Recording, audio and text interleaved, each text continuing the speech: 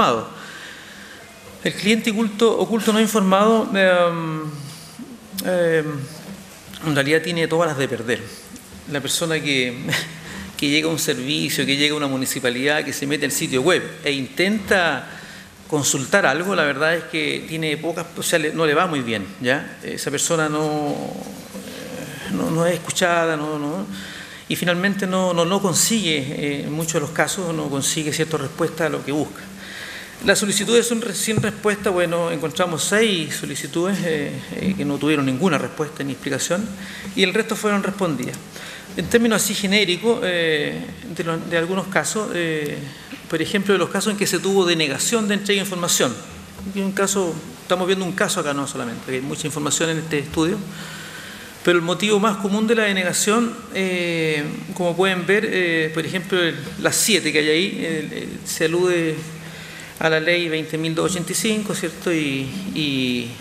O otras leyes, por ejemplo, secreto estadístico del Instituto Nacional de Estadística. La primera se habla mucho de que afecta al derecho de terceros, y la segunda que afecta al debido cumplimiento de las funciones del órgano requerido. Eso es como lo que más existe en términos de denegaciones. Algunas análisis de la información cualitativa de la entrevista en profundidad que se hizo a informantes claves. En general, en los niveles de información que nosotros pesquisamos respecto a la ley que tienen los ciudadanos y los funcionarios, es un factor crucial a la hora de hacer exigible el derecho. Lo que se refleja, por ejemplo, en las 5 acciones del cliente no informado que no pudieron ingresar, o en un caso del cliente informado donde se debió insistir ante 3 funcionarios distintos para poder ingresar de manera formal a la solicitud. O sea, la persona llegaba: yo conozco la ley, sé cuáles exactamente los pasos que se deben seguir en el servicio. No, usted está equivocado. De ese tipo de preguntas, tiene que hablar con otro funcionario, hablo con otro funcionario. Y gente informada. También es importante considerar que el grado con que el ciudadano ve satisfecha su necesidad de acceder a información pública no se relaciona siempre con el cumplimiento legal que realiza el servicio. Por ejemplo, en 2 casos donde, pese a no ingresar a la solicitud de los respectivos servicios, los funcionarios dan respuesta a cabalidad de lo solicitado por el ciudadano. Pasó también eso, ¿ya? Las personas de nuestros clientes eran avisados por teléfono, les contaban los datos, les daban información adicional. Es decir, así como se acuñó el término de elusión del derecho, hay ilusión del derecho en los rebotes, las no respuestas, etcétera. También uno podría considerar que habría una modalidad de ilusión del derecho de los ciudadanos. O sea, el ciudadano también tampoco consideraría la ley, digamos, por así decirlo, porque bueno, también escucharía, ¿cierto?, o estaría atento a consulta, a ingreso o a acceso a informaciones que le proveen funcionarios del Estado, pero no respetando los canales institucionales. Para la gente del Estado, para los funcionarios, es fundamental contar con personal especializado que ayude y guíe a los usuarios. Llamó también la atención que existen políticas en algunos servicios donde los encargados de guiar a los usuarios no siempre mencionan la ley de transparencia y buscan agotar por vía alternativa, ¿cierto?, la satisfacción a esas inquietudes. Respecto al índice mismo, el índice, lo que buscaba el Consejo era construir un instrumento que le permitiera parametrizar, es decir, poder tener una medición objetiva de distintos campos, rangos en los cuales se puede seccionar, ¿sí?, el derecho a acceso a información.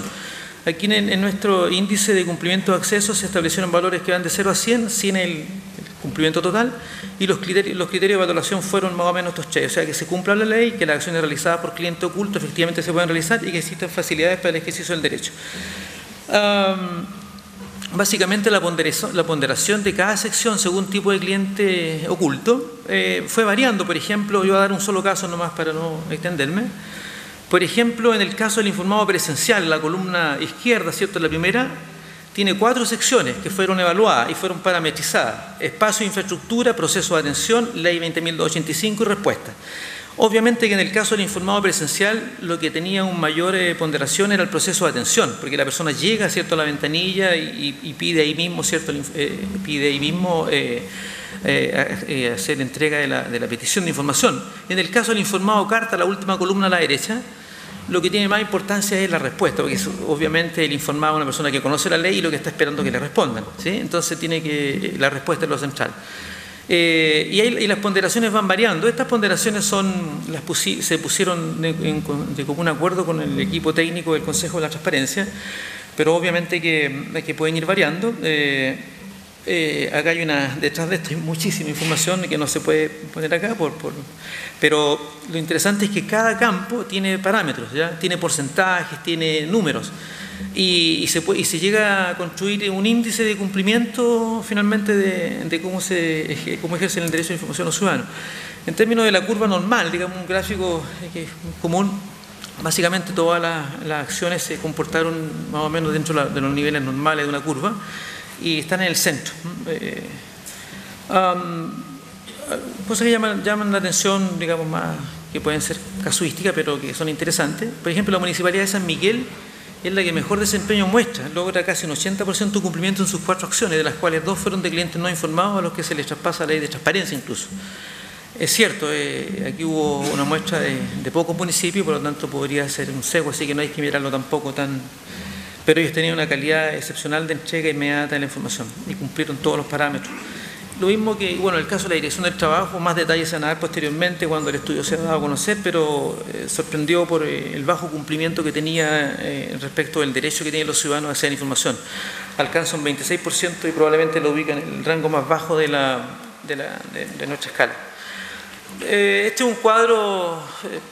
puntaje por secciones del índice según área de organismo público. Ustedes se dan cuenta acá, aquí están comparados, por ejemplo, dentro de lo que se observó, de lo que se parametrizó: espacio e infraestructura, atención, ley 20.285 y respuesta.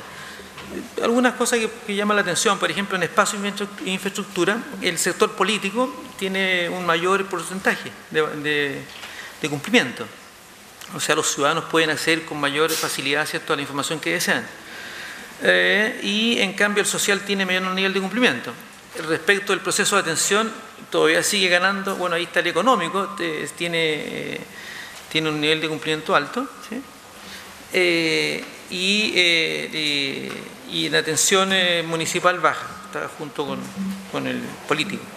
Y finalmente, en materia de la ley propiamente tal, de la ley 20.285, el social destaca, lo municipal y los sociales destacan. Igual que para respuestas, ¿sí? En respuestas también tienen alto nivel de cumplimiento el sector político y el sector económico. Solamente un par de palabras respecto a los desafíos metodológicos. Aquí hay una serie de informaciones que están todavía en desarrollo, en proceso, pero hay un índice de cumplimiento. Hay una especie de ranking basado en la parametrización de todas las acciones que desempeñaron estos ciudadanos, informados y no informados, y están las tablas, en fin, y eso seguramente el Consejo lo va a dar a conocer próximamente. Solo decir un par de cosas. Aparte del instrumento, los instrumentos siempre pueden simplificarse. Podrían verse los aspectos más relevantes de un ejercicio del ejercicio de derecho a la información, y lo mismo que se puede reponderar el instrumento. Este instrumento que está hecho, está elaborado, puede ser reponderado y ajustarse de acuerdo a los cambios que operen en los servicios. Sería interesante una validación social de los instrumentos también de medición. Y una última consideración que me parece a mí que es importante hacerla destacar, es que ya hemos escuchado a los anteriores expositores, en verdad no es sencillo determinar cómo evaluar objetivamente, entre comillas, cuando los ciudadanos, cómo evaluar, digamos, las distintas calidades de ciudadanos. Aquí no hemos evaluado nosotros, por ejemplo, a las personas que son de origen mapuche, por ejemplo, o aymaras, a las personas que son con discapacidad, que son ciegas, por ejemplo, o las personas que son analfabetas, o por condición socioeconómica. O sea, hay una serie de variables que pueden modificar mucho la visión o la percepción o el ejercicio del derecho. Y eso complejiza obviamente la construcción de índice, pero obviamente la búsqueda de la objetividad es siempre deseable. Muchas gracias.